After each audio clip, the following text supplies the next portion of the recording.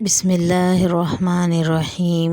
السلام علیکم، ہمارے چینل پر خوش آمدید۔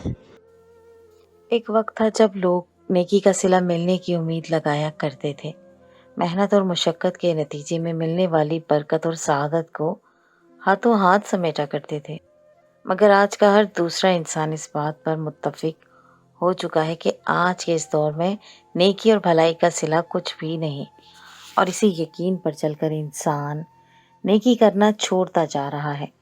وہ دوسروں سے بھلائی کرنے سے ڈرتا ہے، اسے ڈر ستاتا ہے کہیں یہ شخص مجھے کسی نئی الجھن میں نہ ڈال دے، اور بالفرض کوئی واقعی پورے دل سے کسی کی بھلائی کرنا بھی چاہے تو سامنے والے کے دل میں طرح طرح کے شکوک و شبہات جنم لینے لگتے ہیں۔ آیا کہ بھلائی کرنے والے کی نیت کیا ہے؟ وہ میرے ساتھ یہ بھلائی کیوں کر رہا ہے؟ اس کا اس سب کے پیچھے کیا مفاد وابستہ ہے؟ میرے ہی ساتھ کیوں، مجھے ہی کیوں اس بھلائی کے لیے منتخب کیا گیا؟ فرض یہ کہ وہ احسان مند ہونے کی بجائے الٹا شک کی نگاہ سے دیکھنے لگتا ہے، گمان پر گمان کیے چلا جاتا ہے، یہ نہیں دیکھتا کہ ہو سکتا ہے واقعی کوئی فرشتہ صفت انسان ابھی بھی اس دنیا میں موجود ہو جو اس سے بھلائی کرنا چاہتا ہو، مگر ہم انسان اپنے گمانوں پر چلتے ہیں۔ جو سبق ہمیں زندگی سکھایا ہم نے اسی کو طوطی کی طرح رٹ لینا ہوتا ہے۔ انسان زندگی میں کئی آزمائشیں جھیلتا ہے اور مختلف حالات میں انسان کا رویہ قدرے مختلف ہوتا ہے۔ جب انسانوں کو دکھ پہنچتا ہے تو ہر ایک کا الگ روپ دیکھنے کو ملتا ہے۔ کئی لوگ ان دنوں کو رو پیٹ کر گزار لیتے ہیں۔ اپنے اس امتحان پر ہم نے بچپن سے ہی اپنے بڑوں سے اور بزرگوں سے ہمیشہ سچ بولنے اور ایمانداری کا بہترین انجام ہونے کا سنا تھا۔ ہمارا تعلق جس معاشرے سے ہے اور جیسے آج کل لوگ ہو گئے ہیں، اب یہی لگنے لگا ہے کہ اس دنیا میں محنت کی واقعتاً کوئی قدر نہیں بچی۔ ویسے ہی سچے اور ایک ایماندار انسان کی بھی کوئی قدر نہیں ہوتی، اور کیونکہ ہم عام انسانوں کے اندر پوری دنیا گھومنے کی نہ ہمت ہوتی ہے نہ اوقات، تو ہمارے لیے پوری دنیا وہی جگہ ہوتی ہے جہاں ہم رہتے اور بستے ہیں۔ میرا گھر اور میرے بوڑھے والد ہی میرے لیے میری کل کائنات تھے۔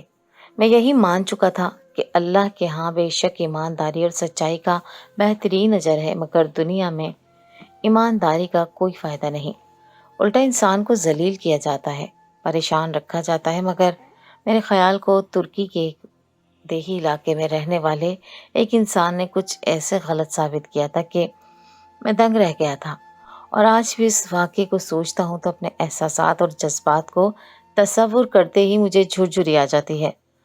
بس ایک واقعے نے میری ساری زندگی بدل دی۔ میرا تعلق ترکی کے ایک پسماندہ علاقے سے تھا۔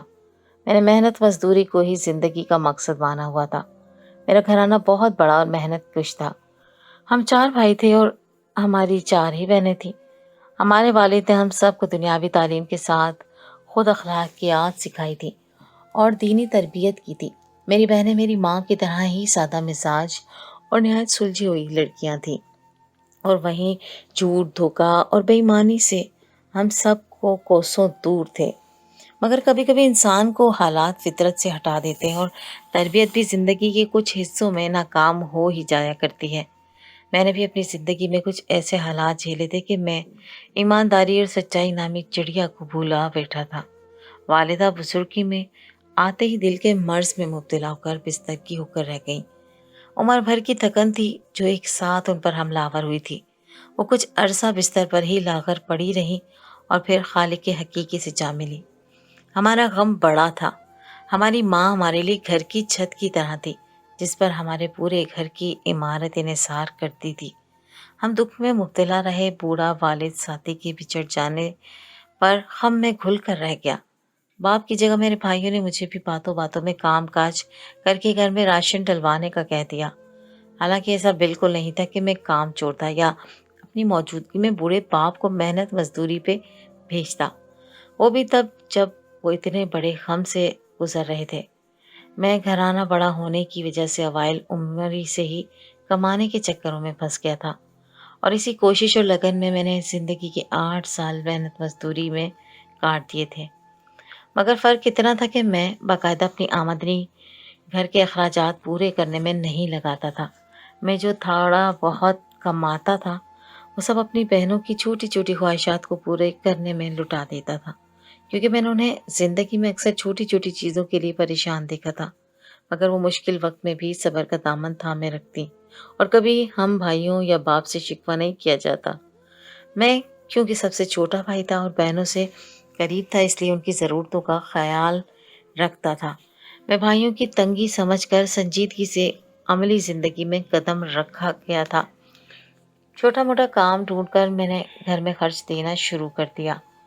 कुछ वक्त गुजरा और बड़े भाइयों की शादियां हुई, तो वो सब बीवियों के साथ अलग होते गए। उनके घर बस गए थे, तो जाहिर है उनकी जिम्मेदारियां भी बढ़ गई थी और वो अपनी रिहाइश गाह का अलग इंतज़ाम करके खुश असलूबी से अपने घर बार की जिम्मेदारी निभाने लगे। मैं बूढ़े बाप और बहनों के पास रह गया था। अब बहनों की भी शादियों की उम्र हो चुकी थी। मेरे बड़े भाई ने जान पहचान के लोगों में उनके भी मुनासिब रिश्ते देखकर शादियां कर दी और वो अपने घरों में खुशबाश रहने लगी। बहनों की शादियों में भाइयों ने भी बढ़ चढ़ कर हिस्सा लिया था और अम्मी ने उनके लिए बहुत कुछ पहले जोड़ रखा था। और मेरी बहनों की शादी अच्छे घरानों में हुई थी। उनको जहेज वगैरह का कोई लालच भी नहीं था। मैं अपनी माँ के जाने के बाद अपने बूढ़े बाप का बहुत ख्याल रखता था और हर मुमकिन ख्याल रखता था, मगर वो वक्त के साथ बीमार और चुप चुप रहने लगे थे। मैं जानता था अपनी उम्र भर की साथी से जुदाई और अपने बच्चों से दूरी ने उन्हें गम से बीमार कर दिया था। मेरा बाप अब खामोशी रहने लगा था, बहुत कम बात करता था, हर वक्त माथे पर फिक्रमंदी के आसार रहते। मैं समझ सकता था तन्हाई का शिकार हो चुके हैं। मेरी बहनों में से कोई ना कोई बहन बीच में चक्कर लगाती और अब्बा की दिलजोई करती। अब्बा बेटियों में माँ का अक्स पाकर खुशी से निहाल नजर आते और उनके जाते ही उदासी की तस्वीर बन जाया करते। मुझे डर था कि मेरे बाप को कोई बीमारी न लग जाए। मैं जहाँ काम करता था वहाँ से एक दो रोज़ की छुट्टी मांगी ताकि मैं अपने अब्बा को भरपूर वक्त दूँ और उनका बाकायदा चेकअप करवाऊँ। मगर मेरा मालिक मुझे छुट्टी देने को तैयार नहीं था। मुझे इस बात ने मुझे खुद बेबस महसूस करवाने में कोई कसर न छोड़ी। न जाने लोग अपने पास काम करने वालों को इंसान की बजाय मशीन क्यों समझ लेते हैं। मेरा मालिक मुझे न कभी छुट्टी देता था, न दिन का कोई एक हिस्सा ऐसा देता जिसमें जल्दी घर जाकर अपने बाप का मैं चेकअप करवा सकता। अभी मेरी कोशिशें जारी थी, तब ही एक रोज़ मेरे बाप ने मुझे से फरमाइश की कि मैं सब बहन भाइयों को घर में बुलाऊं और उन सब के लिए उदास थे और सबसे मिलना चाहते थे। मैंने अपने बहन भाइयों को फ़ोन करके अब्बा की ख्वाहिश बताई तो सब एक के बाद तीसरे मेरे अब्बा से मिलने चले आए। उस रात मेरे घर में बहुत रौनक लगी हुई थी और मैं बदनसीब हमेशा की तरह रात को देर से फारिग होकर उन सब से मिलने पहुंचा था। मेरा अब्बा सब औलादों को देखकर जी उठा था और मैं दिल में इत्मीनान महसूस करता सोचने लगा कि कम से कम हर माह अपने बहन भाइयों को दावत देकर बुला लिया करूँगा ताकि हमारा बाप उदासी महसूस ना करे। मगर मुझे इस सोच को अमली जामा पहनाने का मौका नहीं मिला था और मेरा बाप सबसे मिलकर उसी रात जो सोया तो फिर कभी आंख ना खोली। शायद यही वजह थी कि अब्बा मरने से पहले अपने सारे औलाद को एक बार इकट्ठा देखना चाहते थे। वालिदैन की मौत का गम सबके लिए ही बराबर होता है, मगर मुझ जैसे गंवारे और अकेले लड़के के लिए दुख क़यामत से कम नहीं होता, क्योंकि मेरे पास घर में सिर्फ अब्बा का सहारा बचा था और अब घर अब्बा के बगैर सूना सूना हो गया था। सारा घर मुझे काट खाने को तोड़ता था। अब मुझे इस घर में वहशत होने लगी थी। ज़्यादा वक्त मैं घर से बाहर ही रहने लगा। मैं अब्बा की मौत के बाद भी कितने रोज़ सदमे में घिरा रहा और बहनों और भाइयों के जाने के बाद घर में तन्हा और उदास पड़ा रहता था।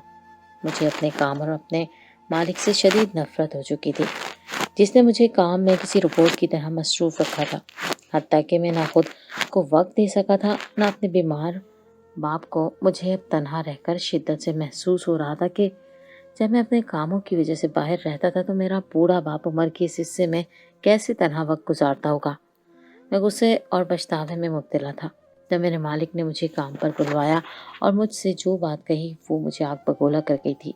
वो बोला कि तुम्हारी माँ को फौत हुए इतने दिन हो चुके, हम तो सारी उम्र रहता है, मगर शोक बस 3 रोज़ का ही अच्छा लगता है। तुम पहले ही काम काज में अच्छे नहीं हो, इस पर ऐसे बहानों से छुट्टी करोगे तो तुम्हें कौन काम पर रखेगा। یہ بات مجھے جیسے زنگ آلود چھری سے کاٹ کر رکھ گئی تھی۔ میں نے اس کام میں محنت کرتے ہوئے اپنے باپ کو وقت نہیں دیا تھا، اور آج مجھے سننے کو مل رہا تھا کہ میں کام چوری دکھا رہا ہوں۔ میرا صبر وہیں ختم ہو گیا تھا، اور میں اپنے مستقبل کا سوچے بغیر اپنے مالک سے جھگڑا کر اسے بھلا بھلا کہہ کر کام چھوڑ کر گھر چلا آیا۔ میں جو پہلے ہی اپنے مالک پر بھرا بیٹھا تھا، اس نے جلتی پر تیل کا کام کیا تھا۔ مالک سے اگلے پچھلے سارے حساب برابر کیے۔ کچھ دن تو میں نے اس سہم میں گزار دیے کہ میں نے وہ نوکری چھوڑ کر خیرات کا مظاہرہ کیا تھا، لیکن جو وقت گزرنے لگا مجھے احساس ہوا کہ میں جذباتی پن میں غلط کر بیٹھا ہوں۔ مجھے اور کسی جگہ روزگار نہیں مل رہا تھا، اور گھر میں کھانے پینے کا سامان بھی ختم ہو گیا تھا۔ پاگلوں کی طرح ہاتھ پیر مارنے لگا، مگر روزگار کی تلاش میں مجھے 2 ماہ گزر گئے اور نوبت فاقوں تک آ گئی تھی۔ میں گھر میں اکیلا تھا، اور کبھی 2 دن تو کبھی 3 دن فاقوں میں گزار دیتا تھا، اور پھر جا کر مجھے کہیں نہ کہیں سے کچھ کھانا پینا مل جاتا، جس سے میرا گزارا کچھ دن چل ہی جاتا۔ اپنے بھائیوں کو میں نے نوکری چھوڑنے والی بات نہیں بتائی، کیونکہ وہ لوگ مجھے بہت ڈانٹتے کہ تم نے جذبات میں آ کر غلط فیصلہ کیوں لیا، اب نوکری کہاں سے لاؤ گے؟ بھائیوں کی باتیں سننے کا مجھ میں جگرا نہیں تھا۔ اس بھوک سے مرتا تب بھی بھائیوں سے مدد نہیں مانگی، اور نہ بہنوں کو اپنے حالات کا بتا کر پریشان کرنا چاہتا تھا۔ میں اپنے حالات سے مایوس ہو گیا، سارا دن دھکے کھاتا، مگر مقدر میں بس ناکامی لکھی تھی۔ بے روزگاری اور بوریت میں دن گزر رہے تھے۔ ایک روز میں ایک دریا کے کنارے بیٹھا تھا۔ اس روز بھی میں 3 روز سے فاقہ کی وجہ سے نڈھال ہو رہا تھا، اور لگتا تھا کسی بھی وقت میرے ہوش گم ہو جائیں گے۔ اسی وقت مجھے دریا میں ایک سیب بہتا ہوا نظر آیا۔ میں 2 روز سے بھوکا تھا۔ ایک بھوکا انسان جب کھانے کی چیز دیکھ لے تو اسے چوری اچھے برے کی بجائے صرف ایک احساس ہوتا ہے کہ وہ اپنے پیٹ کی آگ کو بجھا لے، جلدی سے اپنا پیٹ بھر لے۔ میں بھی اس سیب کو دیکھ کر مچل اٹھا، اور وہ سیب اٹھا کر کھا گیا۔ پیٹ بھرا تو احساس جاگے، اور مجھے خیال آیا کہ یہ چوری ہے۔ یہ سیب جس باغ کا ہوگا اس کے مالک سے تو اجازت تک نہ لی تھی۔ مجھے ایک بار پوچھ ضرور لینا چاہیے تھا۔ یہی میری تربیت تھی، اور یہی اخلاقیات تھی۔ مجھے اپنی آخرت کی فکر ستانے لگی۔ میں نے کبھی غلط کام نہیں کیا تھا۔ مجھے پریشانی ہونے لگی کہ میں نے زندگی میں پہلی بار بھوک کی وجہ سے چوری سے کام لیا تھا۔ میں اس دریا کے کنارے چلتا ہوا آگے بڑھنے لگا۔ کچھ دور جا کر مجھے سیبوں کا ایک بہت بڑا باغ نظر آیا۔ اس زمین پر ارد گرد سیب گرے ہوئے تھے، اور کچھ سیب پانی میں بہہ رہے تھے۔ یقیناً یہیں سے سیب پانی میں بہہ کر مجھ تک پہنچا تھا۔ میں اس باغ میں داخل ہوا، اور اس سیب کے باغ کا مالک کو ڈھونڈ کر اسے سارا ماجرا سنا دیا، اور شرمندگی سے اپنے اس کیے کی معافی طلب کرنے لگا۔ وہ مالک سارا ماجرا سن کر مجھے سرتا پیر گھورنے لگا۔ کچھ دیر خاموشی سے میرا جائزہ لیتا رہا، اور پھر ایسی بات کی جس نے مجھے گھبراہٹ میں مبتلا کر دیا۔ مجھے اس شخص سے ایسی بات کی توقع ہرگز نہیں تھی۔ اس باغ کے مالک نے مجھ سے کہا کہ تم ایک گناہ کر چکے ہو، اور تمہیں اس کا احساس بھی ہے، مگر کیونکہ تم نے میرا پھل چوری کر کے کھایا ہے تو اب تمہاری سزا یہ ہے کہ تم میری گونگی، اندھی اور بہری بیٹی سے شادی کرنا ہوگی۔ میں تو یہ سن کر ہکا بکا رہ گیا تھا۔ اس دنیا میں واقعی ایمانداری کا کوئی اچھا صلہ نہیں دیتا۔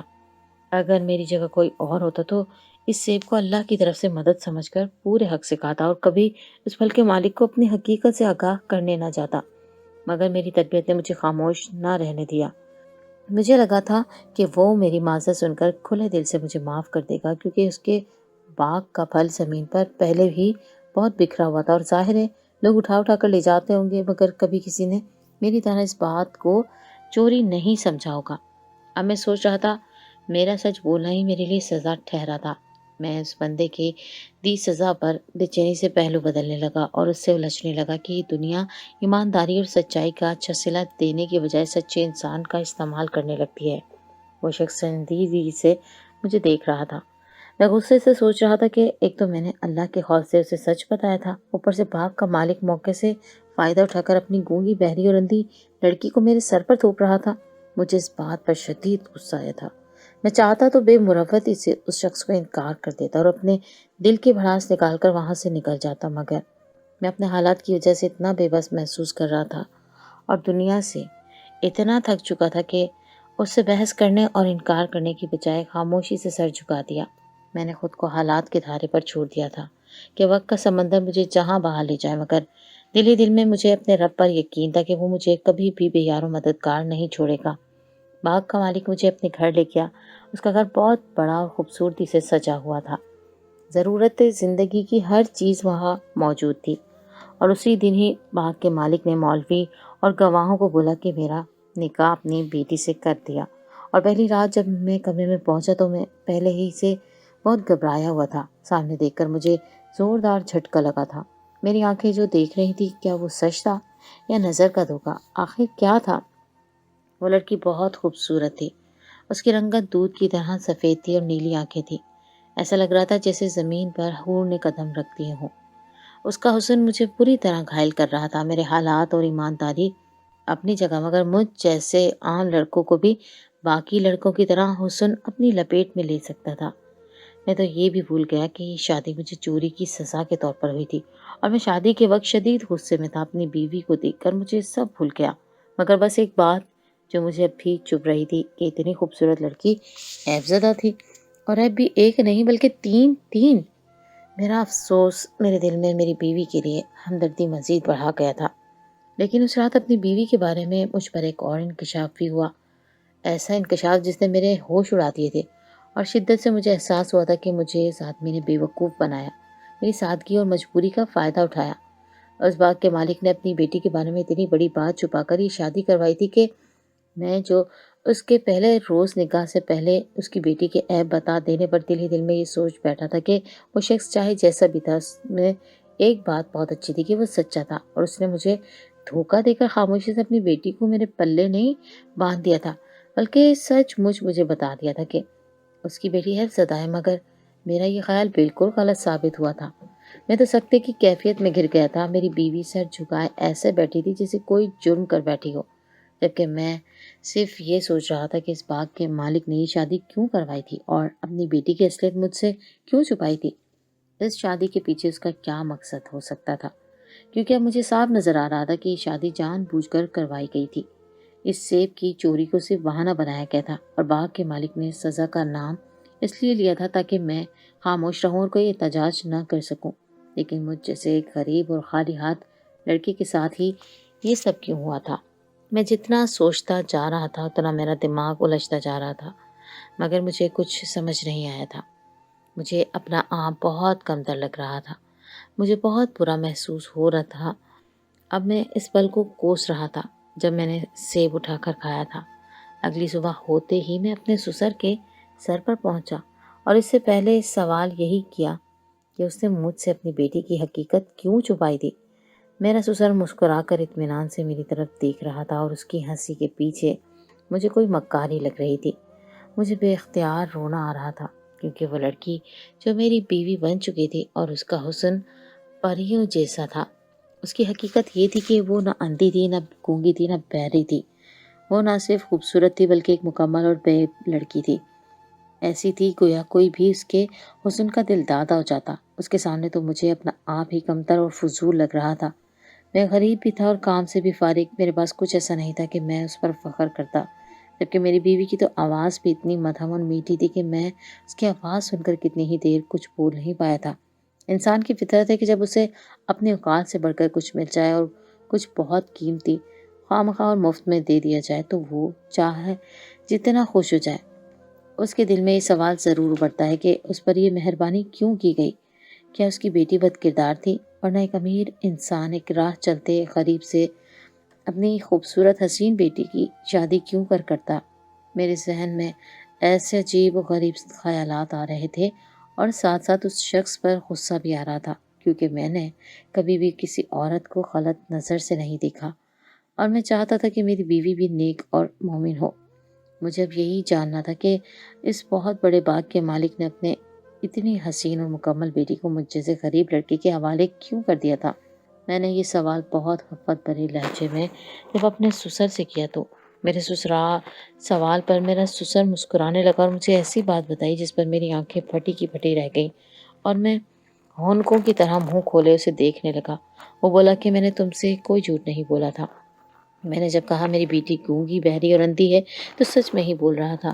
تم پورا سچ جان جاؤ گے تو شاید تم بھی اس بات سے انکار نہیں کر سکو گے۔ وہ بولا کہ میری بیٹی گونگی ہے کیونکہ آج تک کسی نامحرم نے اس کی آواز نہیں سنی۔